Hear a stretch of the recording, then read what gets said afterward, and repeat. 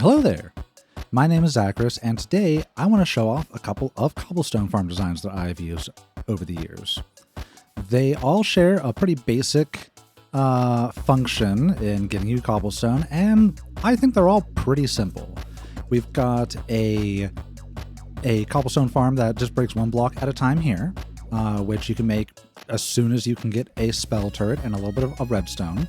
We've got a bigger 5x5 design here that works with just vanilla Rs. And then there is this one over here, this little tower of power, that actually uses a glyph called chaining from either too many glyphs or not enough glyphs, depending on what version of Minecraft you're in. And this one is greatly expandable. But let's get into it. So for the 1x1 over here, it's extremely simple. You just need to build up this little sort of plus shape here. And we put our storage for whatever we want to hold. You can put a chest here. I'm using a repo because it's effectively a double chest. Put our basic spell turret there. If you have access to enchanted spell turrets, that's always preferred because it's just half price. And now we just need a little bit of redstone. So if you put the redstone torch on this block right here, when the cobblestone forms in this spot, it will automatically be powered by the redstone torch. So we use a oxidized copper grate, or it doesn't have to be oxidized, it doesn't have to be a copper grate. It can be anything that can contain water. So a leaf block, mangrove roots, or copper grates all work fine. So we're going to put the lava bucket here and the water bucket here. And now the lava will flow out, touch this copper grate, and it will form cobblestone. Now, we add a lever here to allow you to turn the farm off for whatever reason. And we're going to add in the break spell. You're also going to need to source this with source. So we're going to provide that right here. And so now with the break spell being just touch, break, item pickup, if we flick this on, this is now a functional cobblestone farm. And this is going to run until you turn it off. And that one, like I said, this is super simple. You can make that really, really quickly. Now this one is significantly bigger, and you'll notice the wall of water. This I've been using since 1.16, and we're using a projectile to shoot through the water, which is why we're not containing it like we do over here or over here. And we have an entire wall of 5x5 lava sources that flow over and touch this wall of water. And it functions basically the same as this one, so let's get into it. So first we need to build up the section that will hold the lava, which is just going to be a 5x5 wall over here.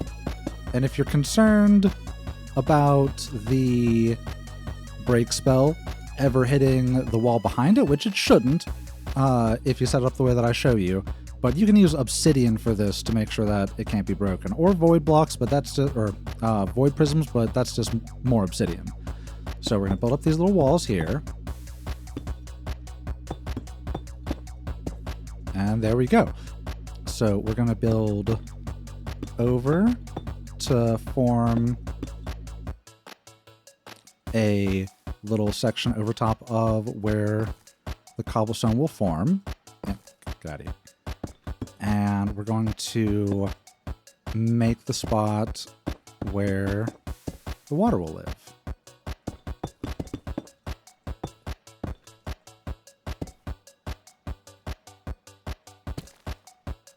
And there we go. So, but when the water falls, it's going to need to flow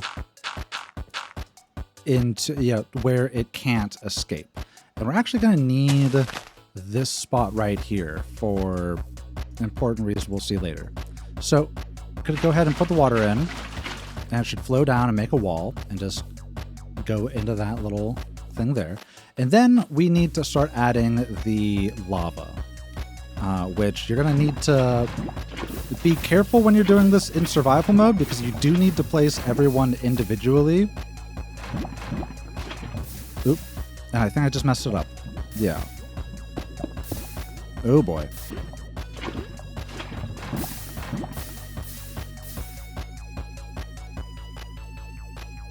So here we go.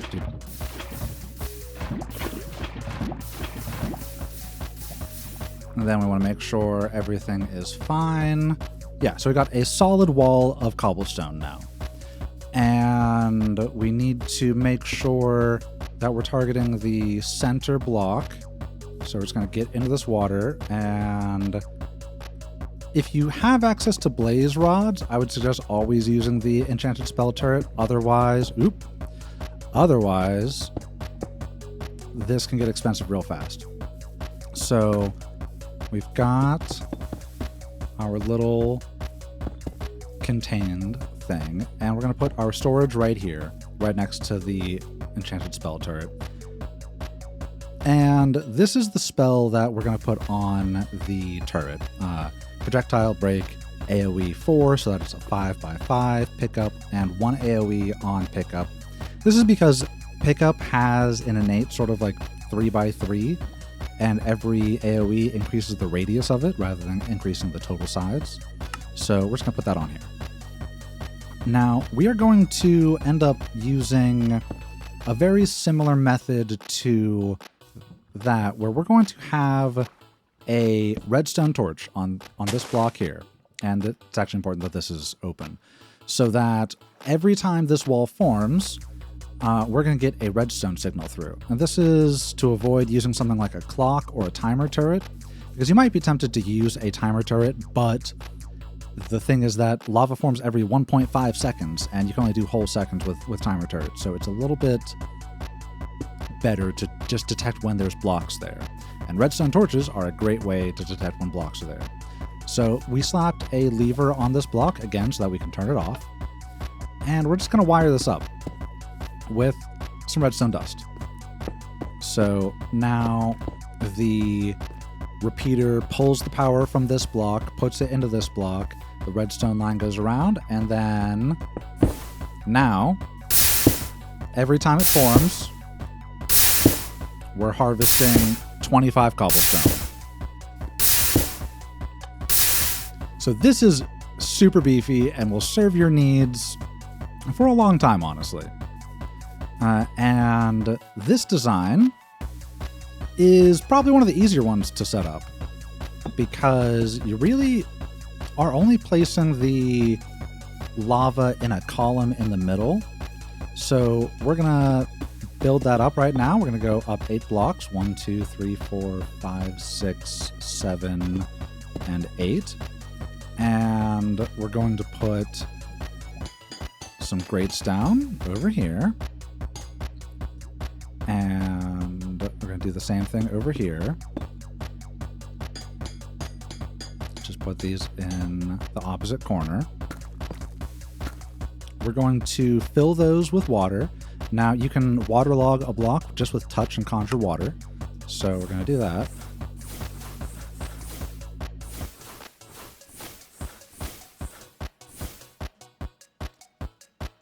And then we're going to throw our lava in. And then we're going to remove these blocks that we had in the first place.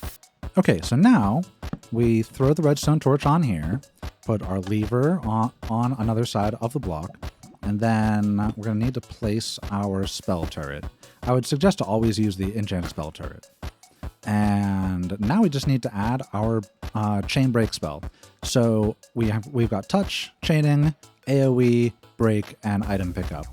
This is because chaining by default will target 16 blocks, and every AoE you include will increase that by 16. So with a 8-block tall pillar here with cobblestone on 4 sides, that brings us up to 32. So just going to do that there, and we just need to put storage next to it, somewhere. Doesn't matter where, as long as it's touching one of the faces. And then, as soon as we have some source nearby, just to make sure, we turn it on. And now, every time this fires, we'll get at least 32. It's very loud. And the beauty about this design is actually you can extend this tower up for quite a distance as long as you can keep putting in AoEs. So every AoE that you put into your spell, you want to make this tower 4 blocks taller. And you can also make it only 4 blocks tall if you don't have AoE, or you don't want to put AoE and you just want a small footprint. But yeah, this is expandable into the heavens above. So with that, hopefully you now understand how to make some cobblestone generators. And hopefully you've learned some techniques to make your own. If you come up with any additional efficiencies, I would love to see them. Or if you have any ideas for other tutorials you want to see, leave them in the comments. That's going to be all for me today. I've been Zachris. Thank you so much, and I hope you learned something today. Goodbye.